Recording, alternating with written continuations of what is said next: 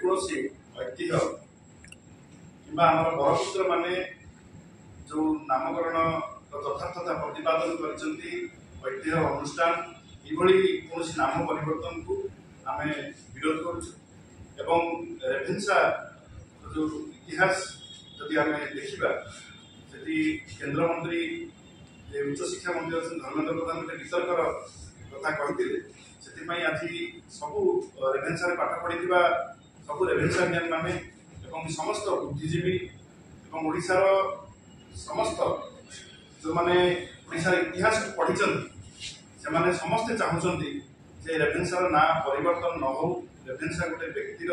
ना हिसाब से रही यह गोटे अनुष्ठान परिणत होती ज्ञानर गोटे ब्रांड हिसाब से रेभेन्सा को सारा विश्व में मान्यता मिली किए केतबेले कौन करथिला एवं सेतबेलर जो माने बरपुत्र थे मधुबाबू हूँ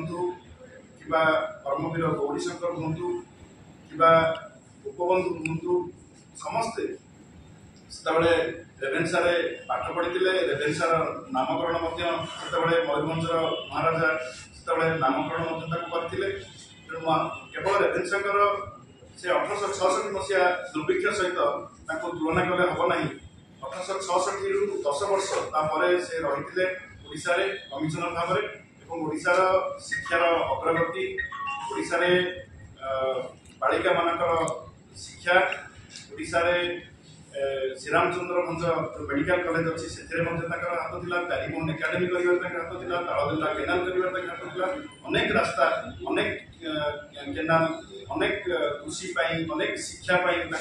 शिक्षार संस्कार आने महिला मान शिक्षा अग्राधिकार देवाई से अनेक पदक्षेप नहीं आज रेभेन्सा कलेज कथा हो कि रेभेन्सा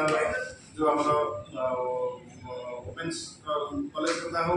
सब कथा देखिए आप रेभेन्सा अवदान थिला यहाँ विजेडी नुह बरं फकीर मोहन सेनापति प्रशंसा कर कर्मवीर गौरीशंकर प्रशंसा कर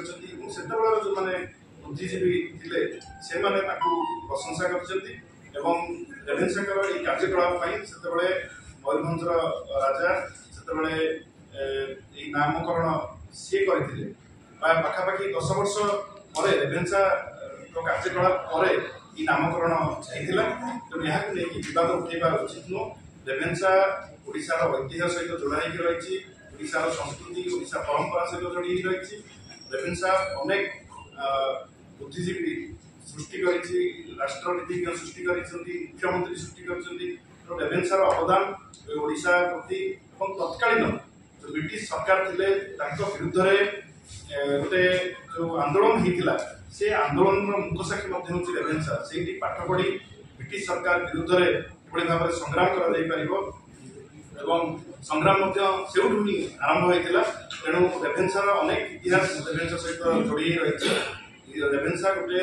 किंवदंती पुरुष कहले अत्युक्ति हम ना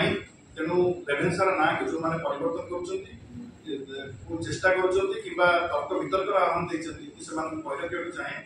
जे यहाँ गोटे दलर कथा नुह यहाँ सामग्रिक भाव यहाँ ओडिशार कथा अपील करी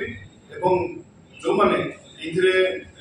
संपृक्त एवं ये ना को परिवर्तन करने को चेष्टा कर इतिहास को तोड़ मरोड़ कर इतिहास को विकृत कर कथा को लोकों पाखे रखुंट तेणु इतिहास को विकृत करने क्षांत रुहतु एवं जो रेभेन्सा पढ़ी आज छात्र छात्री मैंने निजी गौरवान्वित मन करुले जो छात्र छात्री मैंने आज विरोध कर रेभेन्सार ना परिवर्तन न हो से कथा को गुरुत्व दि जाऊ रेभेन्सार ना परिवर्तन न हो यहाँ आम चाहूँ।